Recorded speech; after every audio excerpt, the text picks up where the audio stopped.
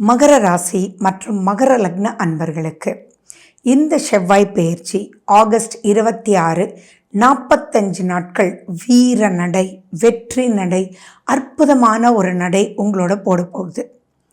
இது ரொம்ப ரொம்ப கிடைக்காத வரப்பிரசாதம். 45 நாட்கள் 12 தடவை முடிஞ்சாதான் திரும்பியும் இப்படிப்பட்ட ஒரு அற்புதமான ஒரு காலகட்டம் வரும். மகர ராசிக்காரங்க பொதுவாகவே ரொம்ப ரொம்ப ரொம்ப ரொம்ப கஷ்டப்பட்டுட்டீங்க. நிறைய விஷயங்கள் முடியலைப்பா அப்படின்னு ஒவ்வொரு பாயிண்ட்லேயும் நெகட்டிவ்னே போயிட்டு இருந்தது. அத்தனை விஷயத்தையும் வென்று காமிக்கிறதுக்கு வந்துருச்சு இந்த செவ்வாய் பெயர்ச்சி. 45 நாள் தான்னு நினைக்காதீங்க. இந்த 45 நாட்களும் ஒவ்வொரு நிமிடமும் உங்களுக்கு ரொம்ப பொன்னான ஒரு காலகட்டமாக அமைய போகுது.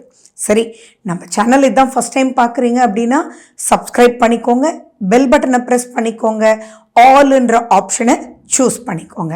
நான் உங்களுக்கு இது ரொம்ப நல்லா இருக்குன்றது மட்டும்தான் சொல்லியிருக்கேன். எது இதில் நல்லா இருக்குன்றதும் அதை எப்படி யூஸ் பண்ணிக்கணும் அப்படின்றதும் நீங்கள் தெரிஞ்சுக்கணும். எப்பயுமே நல்ல காலத்தில் அசால்ட்டாக இருந்துடவே கூடாதுங்க. நமக்கு என்னடா அப்படின்னு இருக்கக்கூடாது.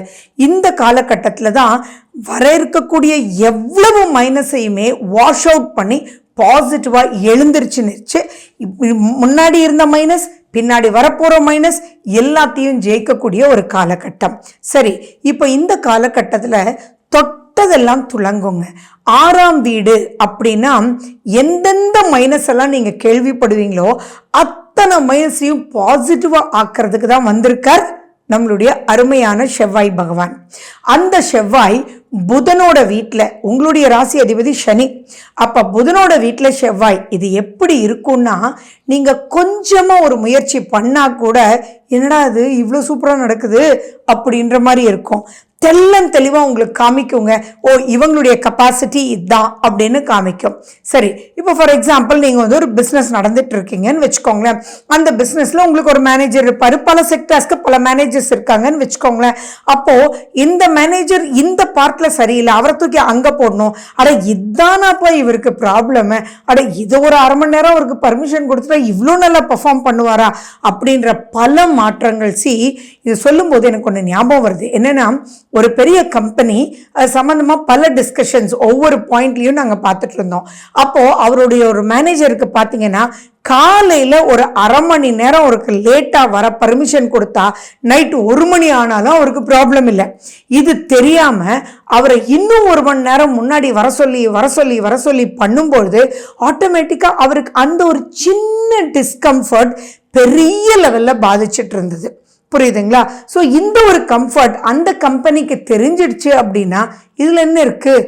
ஒன்றுமே இல்லை இல்லையா? ஸோ அப்படிப்பட்ட ஒரு நெகட்டிவான விஷயத்த சரி செய்கிறதுக்கு காமிக்கக்கூடிய ஒரு காலகட்டம்னா இதை விட என்னங்க அஷ்டலக்ஷ்மி யோகம் தேவை? இதை விட வேறு என்ன வேணும்? அந்த அளவுக்கு அவருடைய பொட்டன்ஷியலை காமிச்சிடுவார். அதே மாதிரி இப்போ நீங்கள் ஒரு ஜாப்ல இருக்கீங்கன்னு வச்சுக்கோங்களேன். இன்னைக்கு 90% ஆஃப் தி பீப்புள் படிக்கிறதே வந்து பிடிக்காம படிக்கிறாங்க, பேஷன் இல்லாத ஜாப்ல ஒர்க் பண்றாங்க. ஆனா வருமானம்ன்ற ஒரு விஷயத்துக்காக மட்டும் தன்னை ஸ்குவீஸ் பண்ணிக்கிறாங்க, கஷ்டப்படுறாங்க. அப்படின்றவங்களுக்கு எல்லாம் யாரெல்லாம் மகரத்தில் இருக்கீங்களோ இப்போ ஒரு சின்ன தாட் ப்ராசஸ் நீங்க வச்சிங்க அப்படின்னாலே அதை விட பெரிய லெவலில் வருமானங்கள் வந்து உங்களுடைய அனைத்து நெகட்டிவிட்டியும் இப்போ பாசிட்டிவ் ஆகி மாறுறதுக்கு உண்டான காலகட்டம். இதுல உங்களுடைய திசா புத்தி சரியில்லை அப்படின்னா அந்த இடத்துல ஒரு பயம் மட்டும் கொடுக்கும். புதன் செவ்வாய் வீடு ஒரு பயம் இருக்கும் தானே, பட் அந்த பயத்தை உடைக்கிறது உங்க கையில தான் இருக்கு. அதுக்கு நீங்க ஒரு முயற்சி அப்படின்ற விஷயத்த நீங்க எடுக்கணும்.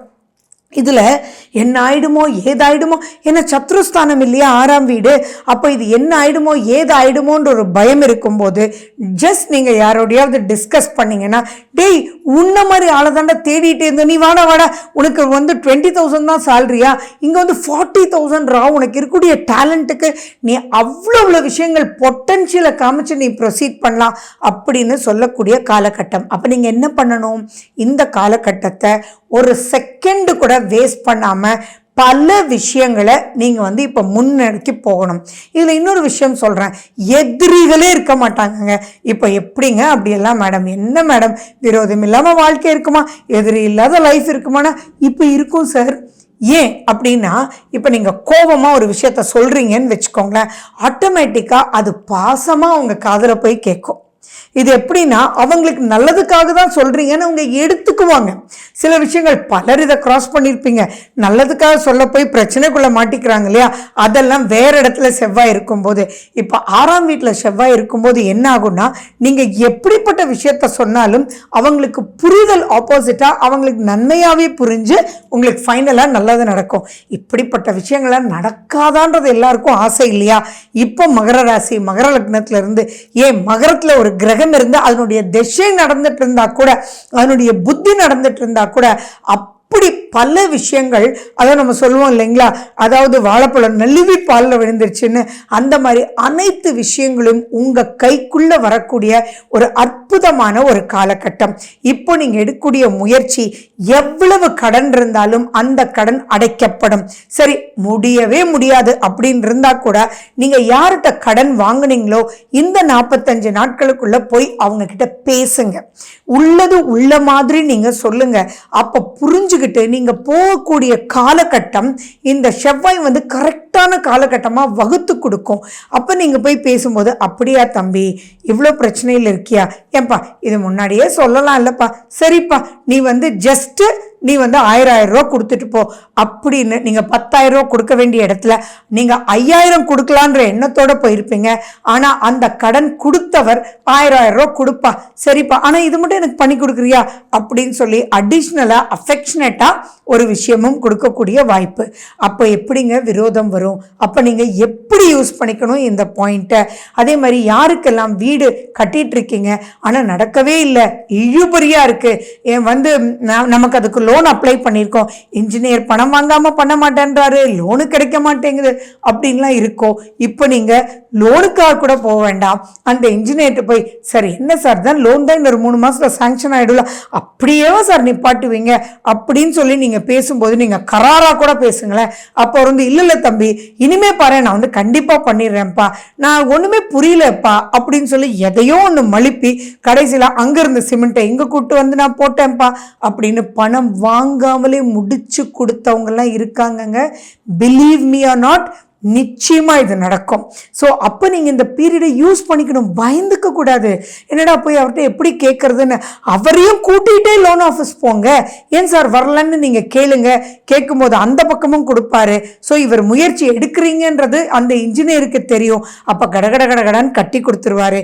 ஏங்க நான் அப்புறம் வாங்கிக்கிறேன்னு சொன்ன இன்ஜினியர் கூட இருக்காருங்க. இதெல்லாம் சம்திங் எக்ஸ்ட்ராடினரி. இது சரி. இன்னொரு முக்கியமான விஷயம், தொடர் பிரச்சனையா இருக்கு இல்லைங்களா, அந்த தொடர் பிரச்சனையெல்லாம் இப்ப டக்கு டக்கு டக்கு டக்குன்னு முடிச்சிடுவீங்க. ஏன் உங்களுடைய தாத்தா வழி பிரச்சனையா இருக்கலாம், உங்களுடைய அம்மா வழி பிரச்சனையா இருக்கலாம், எந்த பிரச்சனையா இருந்தாலும் இப்ப நீங்க போய், என்னங்க உங்க பிரச்சனை, இவ்வளோ பெரிய ப்ராப்பர்ட்டி இப்படியே போட்டு வச்சிருக்கீங்க, வெறும் ஒரு சண்டைக்காக வாங்க, இப்படியா ஈகோக்காக இருப்பீங்க அப்படின்னு காரசாரமாவே பேசுங்களேன். போங்க பெரியப்பா, நான் உங்களை எவ்வளவு பெரிய ஆளா நினைச்சிட்டு இருந்தேன், நீங்க நம்ம இப்படி ஈகோல உட்கார்ந்துட்டு இருக்கீங்க அப்படின்னு பேசுறீங்கன்னு வச்சுக்கோங்க. அவர் கூப்பிட்டு, வா தம்பி சரி இதை முடிக்கலாமா, எப்படி முடிக்கலாம் அப்படின்னு சொல்லி உங்ககிட்டயே ஐடியாஸ் கேட்பாரு. அப்போ எவ்வளோ பெரிய ஹெரிடிட்டரி சம்பந்தமான பிரச்சனை இருந்தாலும் இப்போ நீங்க போகும்போது சாதகமான வழி கிடைக்கும் போது யூஸ் பண்ணுங்க, மிஸ் பண்ணிடாதீங்க. ஹெல்த் சம்பந்தமாகவும், ஏன்னா 6ஆம் வீடுனாலே உள்ளதே எல்லாருக்கும் ஞாபகம் வருது ரோகம், சத்ரு அப்படின்னு. ரோகம்னா ஆரோக்கியம். ஸோ இப்போ எப்படிப்பட்ட ஆரோக்கிய பிரச்சனை எவ்வளோ கிரானிக்கா இருந்தாலும் சரி, நீங்க மகர ராசி மகர லக்னமா, இப்போ நடக்கக்கூடியது சம்திங் ரிலேட்டட் டு மகரமா இருக்கா, நீங்க அது சம்பந்தமா நீங்க எந்த முயற்சி எடுத்தாலும் இப்போ பெரிய மேபி ஒரு 15 years 20 years தீர்வே இல்லாமல் இருக்கிறது கூட இப்போ ஜஸ்ட் லைக் தட் ஹோமியோபதியில் மருந்து கிடைக்கும், ஜஸ்ட் லைக் தட் பாட்டி வைத்தியத்தில் உங்களுக்கு ரிலீஃப் ஆகிடுவீங்க. ஸோ இங்கே நீங்கள் பண்ண வேண்டியதெல்லாம் 2 விஷயம்தான். ஒன்று இப்போ நடக்கிற தசாபுத்தி என்னன்னு பாருங்க, ஃபேவரபிளா அன்ஃபேவரபிளா. அடுத்தது என்ன அப்படின்னா, இப்போ நீங்கள் எந்த வழியில் இதை தீர்க்க முடியும் அப்படின்றது ஒரு விடாமுயற்சி எடுங்க. அப்போ எல்லாமே உங்களுக்கு நழுவி எல்லாமே பாசிட்டிவாக முடிஞ்சிடும். இதெல்லாம் இன்னும் நடக்கிறதுக்கு நீங்கள் என்ன பண்ணலாம் அப்படின்னா, யாருங்க, முருகரை கையில் வச்சுக்கோங்க, சண்முகரை கையில் வச்சுக்கோங்க. நீங்கள் திருச்செந்தூர் போயிட்டு வாங்க. போகவே முடியலையா, கவலையே படாதீங்க. நீங்கள் வாவான்னு கூப்பிட்டாலே முருகன் ஓடி வந்துடுவார் இல்லையா? ஸோ அப்போ ஓம் சரவண பவன்னும், கந்தசஷ்டி கவசம், கந்தகுரு கவசம், முருகனுக்கு உண்டான எத்தனை பாடல்களாக இருந்தாலும் காலையில் எழுந்திரிச்ச உடனே விநாயகருக்கு ஒரு நமஸ்காரம் பண்ணிட்டு முருகனுடைய பாடல்கள் கேளுங்க. அத்தனை நெகட்டிவிட்டியும் பாசிட்டிவாக ஆக்கிறதுக்கு இதை விட்டால் வேற காலகட்டம் கிடையாது. ஸோ யூஸ் பண்ணுங்க. நான் இந்த யோகம் அந்த யோகம்னு சொல்லலை, அஷ்டலக்ஷ்மி யோகம்னு சொன்னேன். ஸோ எல்லாமே இதுக்குள்ளே அடங்கும். நான் சொல்லிகிட்டே போகலாம், டைமே பத்தாது. குழந்தை இல்லாதவங்களாம் இந்த காலகட்டத்தை தயவு செஞ்சு யூஸ் பண்ணிக்கோங்க.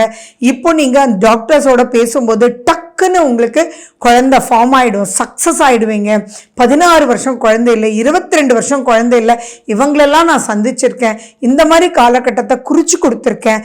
அவங்க போய் பார்க்கும்போது டக்குன்னு எப்படி மேடம்னு கேட்பாங்க.